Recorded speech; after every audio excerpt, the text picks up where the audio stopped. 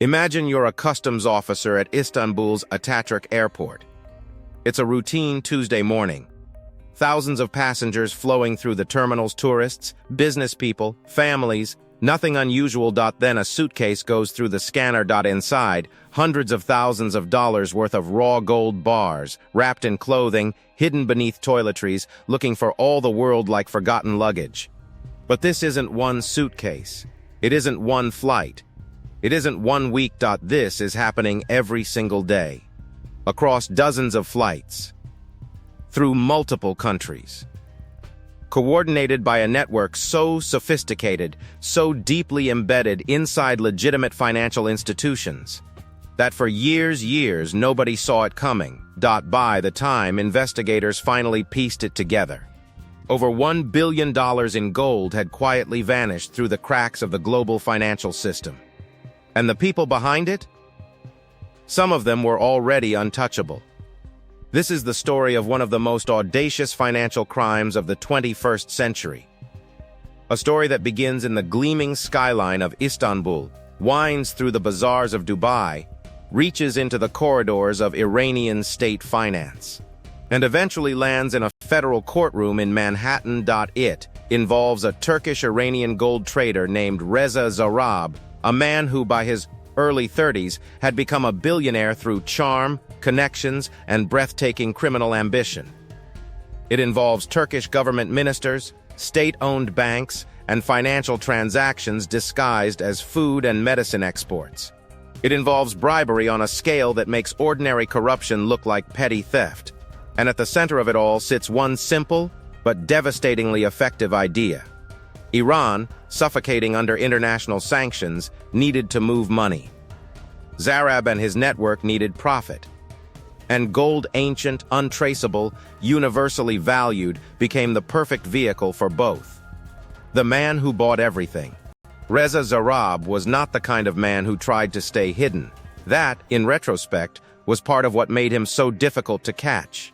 He threw lavish parties attended by Turkish celebrities and politicians. He married a famous Turkish pop star. He moved through Istanbul's elite social circles with the ease of someone who had always belonged there even though he had arrived as an outsider. An Iranian-born businessman who had quietly built a fortune in the gold trade during the 2000s. On paper, he ran a legitimate import-export business. But beneath the surface, something else entirely was taking shape. As Western sanctions against Iran tightened, Iran found itself increasingly cut off from the international banking system. The regime needed workarounds. Zarrab was willing to provide them. What he constructed was a financial relay system of extraordinary complexity. Iranian state money funneled through front companies. Those companies purchasing gold in Turkey, using banks that were either complicit or deliberately incurious. The gold then exported to Dubai, liquidated, and reintroduced into the global financial system as clean money. Sanctions evasion dressed up as international commerce. And for years, it worked without a single public alarm. Gold in the walls. By 2012, the operation was running at full capacity, and the numbers were staggering. Turkish state banks, most notably Halkbank, one of Turkey's largest government-owned lenders, were processing transactions falsely labeled as payments for food and medicine. These categories were specifically exempt from Iranian sanctions, which made them the perfect cover. Shipments of gold were logged as humanitarian goods.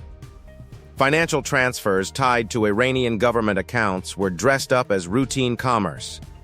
And because the paperwork looked legitimate and the banks were asking few questions, the money moved freely. But here is what elevated this from sophisticated fraud to something genuinely extraordinary. The network wasn't just buying silence. It was buying influence. Turkish government ministers, according to later court testimony, received millions in bribes. Cash stuffed into shoeboxes left in offices. Transfers routed to offshore accounts. The kind of corruption you assume only exists in films. In December 2013, Turkish prosecutors launched a sweeping investigation. Dozens of arrests were made. High-ranking officials were implicated. For a brief moment, it looked like the entire structure was about to collapse. The quiet crossing. For 2 years after the collapsed investigation, Zarab continued living openly in Istanbul, wealthy, connected, and apparently untouchable inside Turkey's borders, but borders were his vulnerability.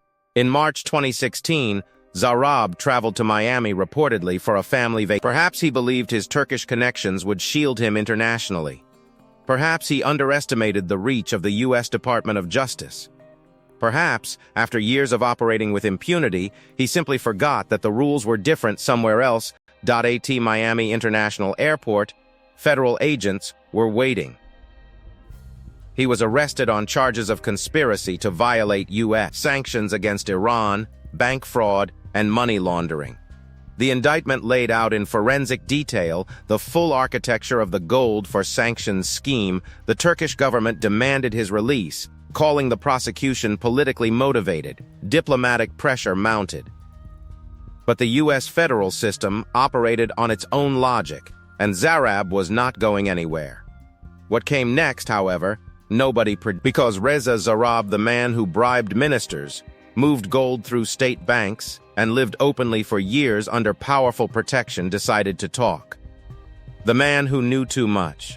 Zarab flipped. In 2017, he agreed to cooperate with U.S. prosecutors in exchange for a plea deal, and what he told them in that Manhattan courtroom changed the entire nature of the case. He didn't just describe the mechanics of the gold trade, he described the bribery. He named names. He testified about payments made directly to Turkish government ministers.